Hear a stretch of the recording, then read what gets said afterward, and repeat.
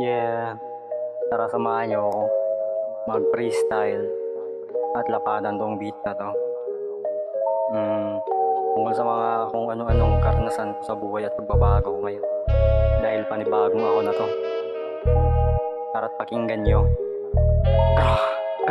Yeah! Simula ngayon parang alam ko ng mga karakas ng mga dalagita. Dahil sa mga pinaranas sa akin ng chinita. Pare-pareho lang din sila kaya pinilit kong tumakas.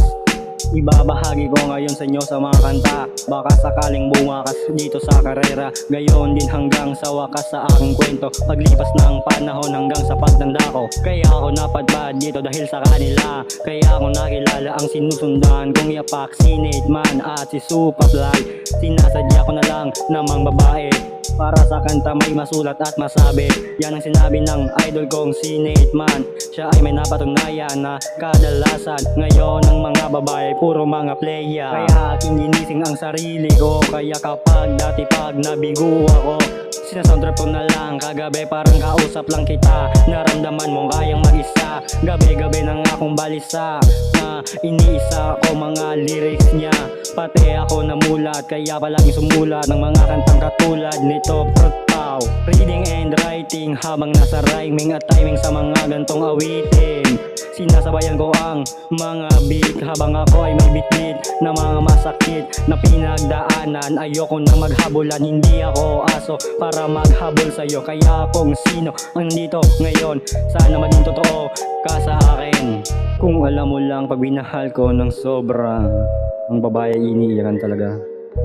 Kaya sana huwag kang mawala, baka ako ay magwala. Pag may nakausap kang iba ako sa kanila.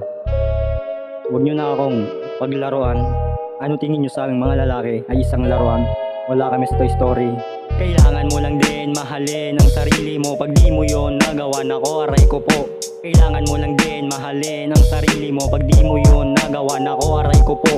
Kailangan mo lang din mahalin ang sarili mo. Pag di mo yun nagawa nako, aray ko po. Pag di mo kaya, kailangan mo lang pumunta sa simbahan at dun ka magdasal. Mangumpisal sa iyong mga kasalanan. Patawarin ang sarili at iyong pagsisihan. Mga kasalanan na nagawa mo sa buhay mo habang maaga pa lumapit ka na sa Panginoon sa taas at manalangin ka. Ibibigay niya sa iyo ng patas. Kailangan mo lang magtiwala. Huwag kang susuko, magbago ka na. Kailangan mo lang din mahalin ang sarili mo. Pag di mo yun nagawa nako, aray ko po. Kailangan mo lang din mahalin ang sarili mo. Pag di mo yun nagawa nako, aray ko po. Kailangan mo talagang unahin muna ang sarili mo bago ka kumilala ng iba. Tandaan mo yan, kaya lumapit ka sa Panginoon sa taas para mangumpisal, yeah. Magdasal ng kung ano-anong ikakatama ng direksyon ng buhay mo, yeah. Tama na, patapos naman to eh. Nakakasawa na. Kaya sa mga player dyan, itigil nyo na yan. Pag kayo nakahanap ng seryosong lalaki, sasaktan nyo pa. Imbis nasa yun niya, mawawala pa.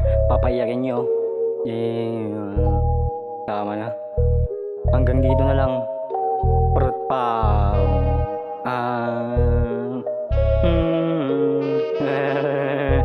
Thank you, what's up? Good night everyone, yeah.